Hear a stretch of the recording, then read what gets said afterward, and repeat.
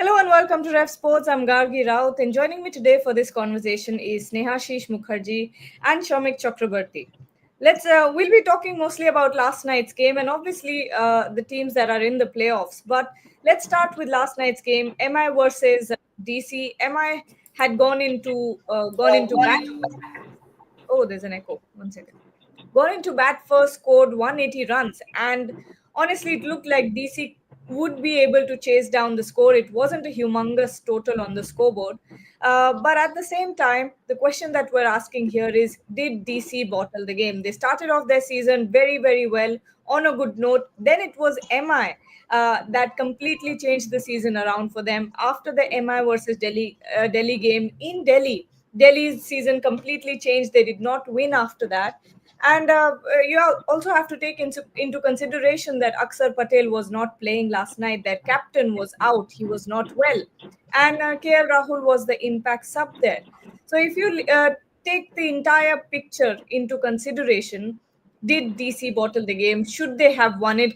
And considering that they did have a chance to make it to the playoffs, if they had won last night's game and then went on to beat Punjab Kings, they could have made it to the playoffs. But Snehashish, let's start with you. Do you think DC had a chance there, but completely bottled the chase? Yes, absolutely. I think first of all, I think we don't know that whether DC would have won or lost that match, but at least we expected a better fight from a team like Delhi Capitals. I think when two teams are fighting for that only available spot in that playoff in an IPL tournament, I think we expected a better match. What we witnessed yesterday, I think DC didn't come up good, and especially what you mentioned that the regular skipper Akshay Patel was not there. So I didn't understand the logic behind using KL Rahul as an impact sub, because KL Rahul one of the leader in your group, and KL Rahul has captain in India also in Test format also. So I think when Fab du Plessis is a good leader, we all know that he has proven in South Africa also during his time, and in RCB and in IPL also we have seen. But I think Fab du Plessis would have been benefited if KL Rahul would have been there behind the stumps. We all know how good keeper he is, good with the DRS, and I think that could have helped Fab du Plessis, because if you see the way Mumbai batted, it was not an easy wicket to bat on. Surya Kumar Yadav played exceptionally well. So if DC could have managed that wicket somehow, I think things could have been different for DC. Obviously, Namanthir played an exceptional cameo, that you have to agree that. But before that, if they could have managed that Surya Kumar Yadav wickets early, things could have been different. So I think DC management missed a trick, but by not keeping KL Rahul in the playing 11, especially when you know that your regular captain is not there, because if you see throughout this season, KL Rahul has been one of the top batters. So when your top one of your captain is not there, you expect your top and informed players to be out there leading the team from the front. I think that's a mistake, and obviously DC could have put up a better fight what they have managed yesterday, and that is the most disappointing part from them. Shamik, when we talk about that batting order from Delhi Capitals, they had started off on a great note, but we saw a lot of inconsistencies. There were times when the top order was completely brilliant. It was absolutely brilliant. We saw 100 from KL Rahul. We saw 100 from Karun Nair as well. But again, there were glimpses of brilliance. But that batting order never really clicked in every single match. What do you think was the reason for the loss last night? Um, First of all, Gargi, the thing is that Mumbai Indians outclassed Delhi Capitals because before going to Delhi Capitals batting order, without Mitchell Stark, there were several weak links in Delhi Capitals bowling, and all the while Surya was targeting those last two overs from Mukesh Kumar and Dushmant Chamira. I think Faf du Plessis and Sneashish very rightly pointed out. KL Rahul should have been on the field. Instead, Abhishek Podel could have come in as an impact sub because of KL Rahul's leadership experience. I think Delhi Capitals missed a trick by not bowling uh, Kuldeep Yadav 4 overs at a stretch against Surya. So without Mitchell Stark, he was your prime wicket taking option, and Surya is their main man. So you target their main man with your best bowler. Fab didn't do that. Now coming to Delhi Capitals batting, yes, they have been inconsistent. You are absolutely right. And I would say, the title is that did DC bottle the game last night? I would say DC were outclassed. KL Rahul yet again bottled a big game. That is the thing, and that has been his strength set. If you go back to the 2019 World Cup, ICC World Cup, he was very good in the group league stage, 100, two half centuries. Then came the semi-final against New Zealand, and he fizzled. Again, 2023 World Cup, he was excellent during the group phase. I mean, he had an average north of 70, but in the final, that innings cost India the game.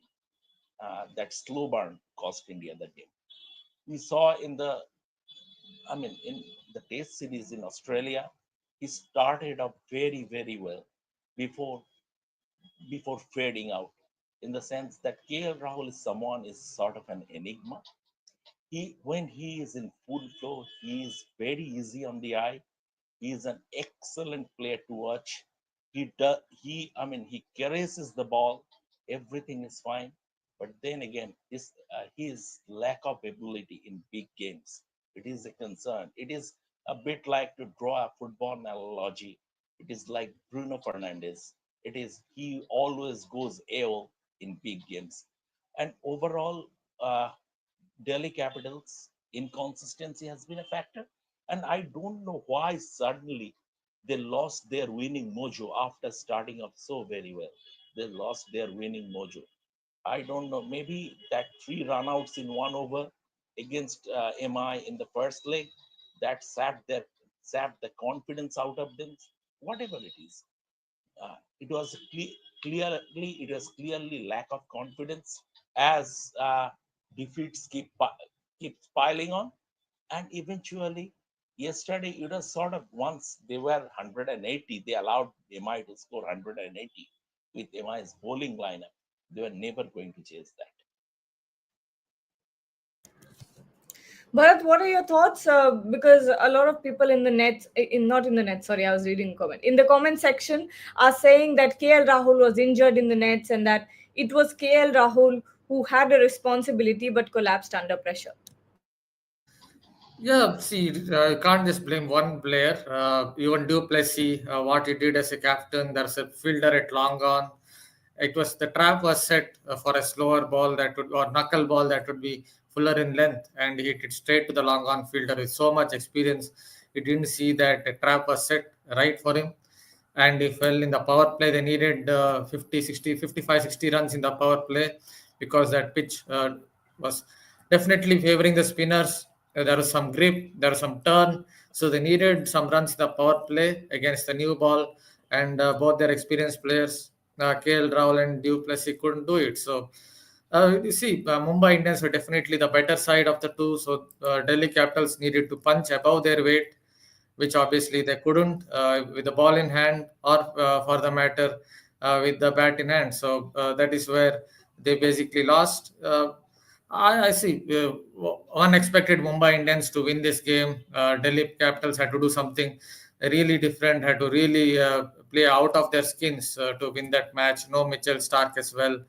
Dushmanta Chamira, with great respect. Netrajan as well, not in good rhythm after returning from injury. So if you look at that pace attack, they didn't have much going for them, and it was kind of expected result. But yes, KL Rahul also had to shoulder some responsibility there with the bat in hand, the kind of shot that he played.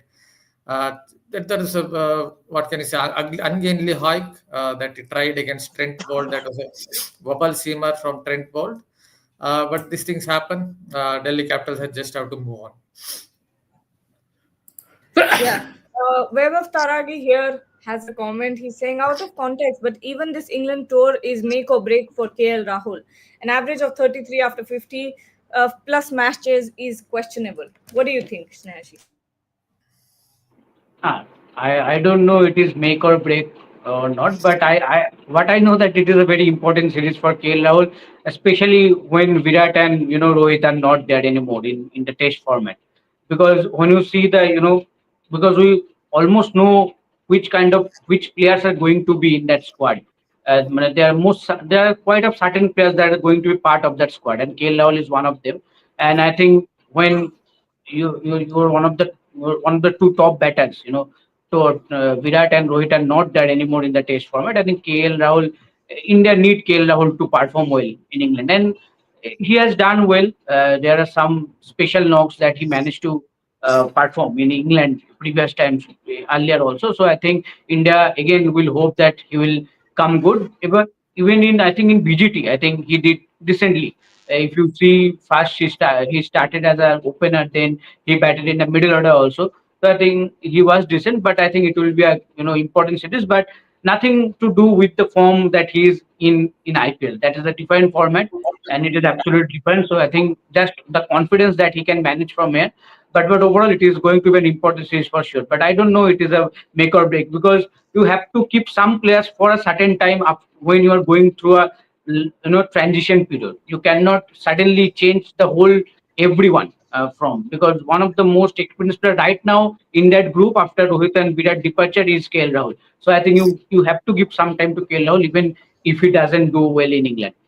I'll just add a point to it, if it is fine. See, Gargi, sometimes I will I will take this forward a bit. This question.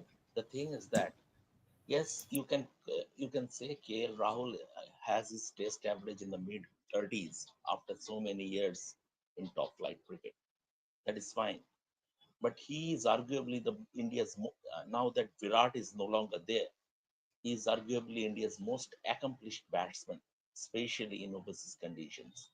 And if you look at the current crop of Indian batsmen, very few can give you that 35 average consistently.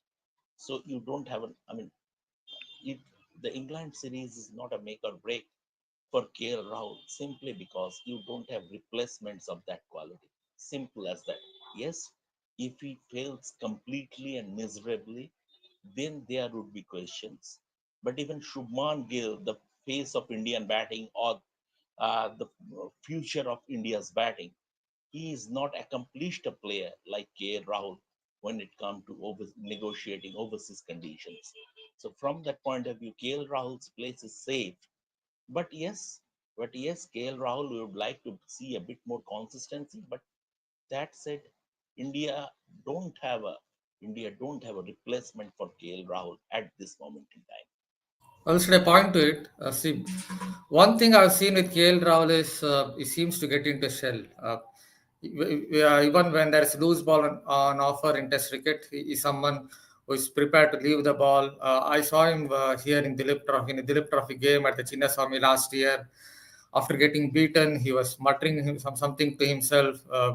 He was thinking too much. Seemed like he was thinking too much about his defense, thinking too much about his technique. Sometimes it's better to play a few shots because KL Rahul has the shots. If there is a loose ball on offer, try to take advantage of it. Test cricket is not just about scoring 10 of 100 balls. It's also about scoring some runs, and that is where I think KL Rahul goes into a shell. It has happened enough times, even in the BGT. What happened was after he got a couple of weighties, Australian started bowling more towards the stumps. If you notice how Pat Cummins dismissed him at MCG, they were not bowling outside off. They were bowling more at the stumps, making him play from wider of the crease, and he got bowled there. So opposition teams nowadays plan much better. So from that perspective, what I would say is KL Rahul needs to play a few more shots because he has it in him to play that kind of a game. All right. Lots of questions coming up for us here. One of these is musical being asking which will be the most ideal opening pair in England, Yashashvi and KL or Yashashvi and Sai. Snehashish? For me, it's Yashasvi and Sai. I think that will be interesting to see. And I think KL Rahul can bat at number three. So Yashasvi, Sai, KL Rahul at number three, and at number four Shubman Gill. That is my assumption as of now. But we don't know even Sai Sudarshan gets a chance or not. That yet to be seen. But as of now, what I think that I think this should be your top four in this upcoming England series. Shamik, what do you think? What I think of when I envision the batting lineup is KL Rahul and Yashashvi opening, Sai Sudarshan at number three, and Shubman Gill at number four. What are your thoughts? Yeah, that's their thought process going forward, the selection committee and the team management. That Kale and Jesse will open, followed by Sai at number three, but sending Sai at number three, he's a spring chicken without any test experience. He would be a newcomer. You are throwing him in at the deep end.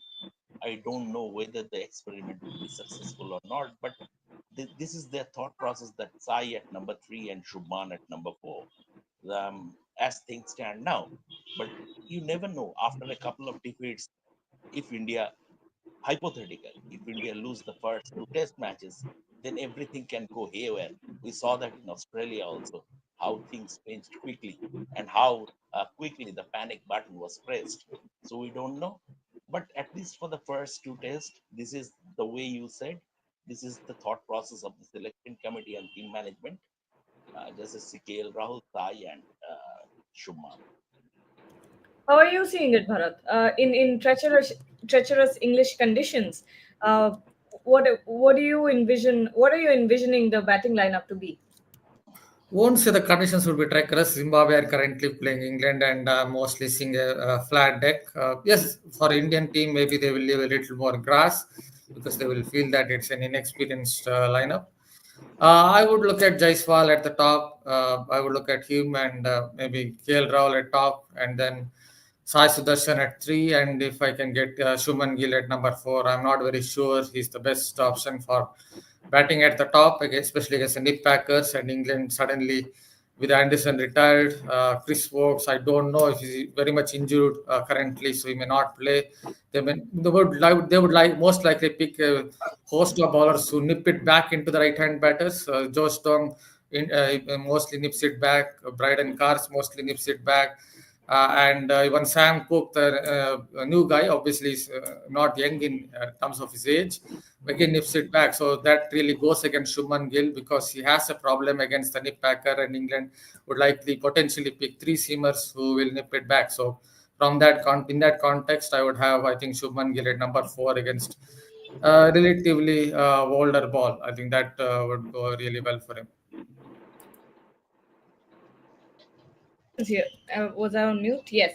Few more questions here. Saravanan is saying actually Badoni, but I think he means Badoni. No, Badani. Badani is a Badani. Oh, then Badani is the culprit here. Yeah, everyone knows Jake is not firing. They should have replaced a player like Brevis as Brook replacement. Okay, all right. Web of Taragi is saying, why can't Dhruv Jurel bat at number three? He is a compact batter technically and has done well till now. I think you just have too many wicket keepers in the team then. If you're looking at how the selectors might be thinking, because you already might have a KL Rahul and a Rishabh Pant in the team, and adding Dhruv Jurel to that when there is a Sai Sudarshan in the reckoning. What do you think, Snehashish? Can Dhruv Jurel come in? The first question is how Dhruv Jurel can get a place in the playing 11. That's the main question because obviously KL Rahul will be there, Rishabh Pant will play. So how can you use a Dhruv Jurel in the playing 11? Because other players like Shubman Gill will be one of the top players. Shai Sudarshan, if he gets a chance, he will get a chance. So I am not saying Dhruv Jurel getting a chance in the playing 11 from the first match itself. Yes, going forward into the series, if anyone not performing to their potential or if anyone injury or something happens, then there might be a chance for Dhruv Jewel in the playing 11. But otherwise, I'm not saying Dhruv Jewel in the playing 11 from the first match itself. Yeah, and I think, Shamik, what do you think? Dhruv Jurel, can he find a place in the playing 11? We have to see he would be there as the second wicket keeper. Uh, it will. We have to see whether India go with six batsmen or seven batsmen in that case, because we know off late Jadeja's form is a bit iffy as a batsman. Jadeja, I mean, over the last 1 year or so, his batting form has been a bit iffy. So the team just might want some extra cushion and bring in Dhruv Jurel to the playing 11. But we never know. It will depend on the team combination. If it is 7-4, Dhruv Jurel has a chance. If it is 6-5, I don't think Dhruv Jurel will be there in the playing 11. Tarun here is saying that Indian team's downfall is this is the downfall of the Indian team because the captain averages 24 in Sena countries. Bharat, there has been a lot of talk about Shubman Gill being the front runner of the for the captaincy role in the Indian team, especially knowing that he has been a bit silent in the Sena countries. What are your thoughts about Shubman Gill as a possible next Test captain? Yeah, there are two ways to look at it. I definitely agree with what he has said when it comes to his batting average. He has a serious problem against the nip packer. It's already been talked about what are his problems. One is he plays with high hands. The people talk about bat lift. Another one is it goes back to the same old point. If you really want to play the moving ball against a relatively new ball, nip packer, then you have to somehow give yourself the best chance to cover your off stump, and that goes back to load press and release.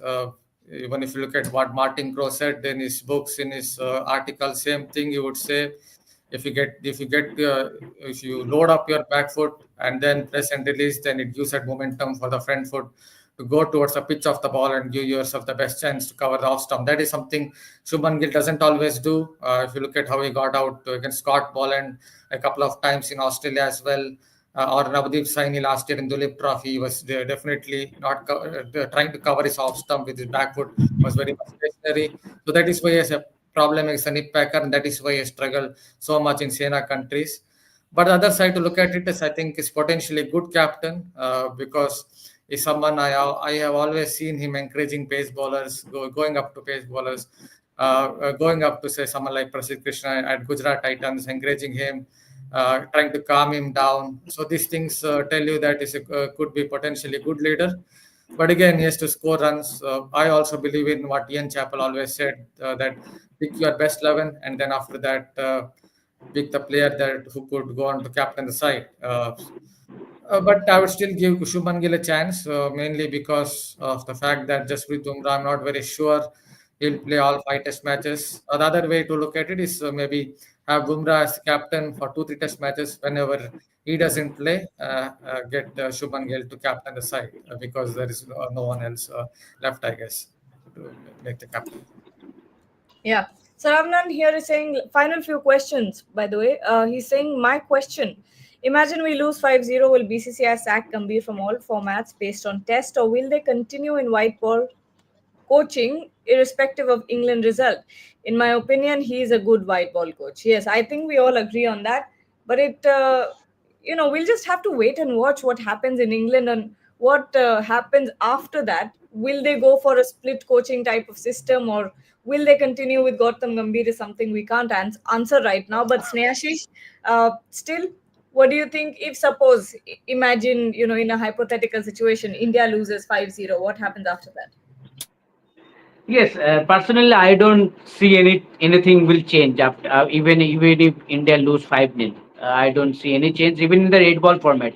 See, I think we have all witnessed this kind of performance long back during 2011, 12, or maybe 2014. During that time when the team went into the transition period, and every team goes into one transition period, and you have to give that team some time, like 2 years, 3 years, to get that time to to build another good team. So I think BCCI must be planning a new chapter of the Test team along with Gautam Gambhir, and obviously he will be given some time. I know that India might struggle in this England tour, might could have can lose 5-0 also. But personally, I don't see anything major changing happening even in the red ball format. I think India BCCI will give time Gautam Gambhir both in the red ball and obviously in the white ball format, especially now after winning the Champions Trophy recently. So I think he will be continued, and there must be some time must be discussed already. I think with Gautam Gambhir, ki this might be the timeline that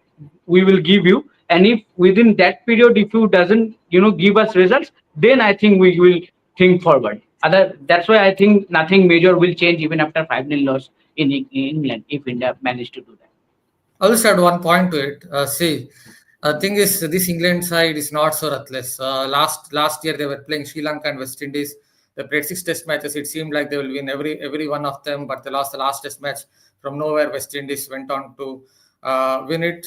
It's definitely not a bad side because they won a Test series in New Zealand 2-1, but it's definitely not as ruthless as the Andrew Stoss side in 2011 that hammered India 4-0. So I expect them to lose one test somewhere at least. More questions here. Web of Tharag is saying Gotham is Gambhir for red ball cricket. Be optimistic. Oh gosh. Fit Monk is saying Web of Suryavanshi and Jaiswal are my openers for the England tour. Oh, this is what we were talking about. Let's not rush Web of Suryavanshi in right now. He's still very, very young. And this is what a lot of experts advise against Shamik, don't they? Vaibhav Suryavanshi and red ball cricket. I mean, we have to wait a bit. He has just been included in the under 19 squad, and let him enjoy his cricket. He is a teenager. He is having a good IPL. He is part of the under 19 squad now. Uh, Let him rise through the ranks. It doesn't happen overnight. Let him rise through the ranks. Vaibhav Suryavanshi in red ball cricket at this moment in time in Test cricket would be a recipe for disaster. Let's take final few comments. Jainil is asking, will Devashish be capturing visuals in England? I'm worried the lineup will be fragile if he is absent. No, no, Okay. no. He is there. He will always be there. He will always be there. He is the man. Oh, absolutely. He's the man. Um. Okay. More questions? Are there any? Why should Gambhir be given time? He's lost 6 tests in 7. Well, Yes. Very good question. very good Very question, good question. actually. Yeah, the But thing is that at, at this moment in time, Gautam Gambhir has carte blanche. Fine. Things can change rapidly in sport. If India lose 4-0 or 5-0, BCCI cannot be tone deaf to the outside noise. Mind, India suffered a home series whitewash against New Zealand under Gautam Gambhir, and he was tactic. I mean, his tactics were put under the scanner in that series. Then the dressing room discord in Australia. That was apart from India losing 3-1. That dressing room discord was there. Now, if India lose another series, another marquee series, 4-0 or 5-0, Gautam Gambhir, I mean, even there could be a possibility of split coaching. At this point in time, you have carte blanche, but things can change very, very quickly in sport, irrespective of what backing you have. Because at the end of the day, sport sport is a results oriented business. all right. And on that note, we'll take your leaves. There are more questions coming in. Why is Sai being considered based on IPL? I think Iswaran, who has done a good job in Ranji Trophy, should be given a chance. But Abhimanyu Iswaran is also going. I mean, Now, just at a point, Abhimanyu Iswaran was also given chances in Australia against Australia A and against bowlers like Buckingham, Jewel, and all these guys who are bowling 135, 130 kilometers per hour. He was kind of struggling. He was late on the ball, so that could be reason. The Indian selectors also notice how a batter plays against opposition bowlers in alien conditions, and they really looked down when it comes to technique or when it comes to shot making ability. Sai Sudarshan He's a good player in Ranji Trophy when it comes to facing his quality bowling. He faced up to Prasidh Krishna last year. It was one of the best battles in domestic cricket. If someone wants to watch it, please go and see how Sai Sudarshan shaped up to Prasidh Krishna in a Dilip Trophy game last year. He bowled a lot of short deliveries. He bowled a lot of bumpers. Hit the deck hard, and Sai Sudarshan scored a brilliant 111, one of the best knocks in domestic cricket in India from last year. So he definitely can play red ball cricket. Absolutely. And on that note, thank you so much, everyone. Sneha, Ashish, Bharat, and Shamik for joining. We'll be back with more. Don't forget to join us. And lots of playoff matches coming up. So stay tuned to Rev Sports. And of course, we'll be bringing you a lot more than cricket as well. So don't forget to like, share, and subscribe to the channel. Thank you.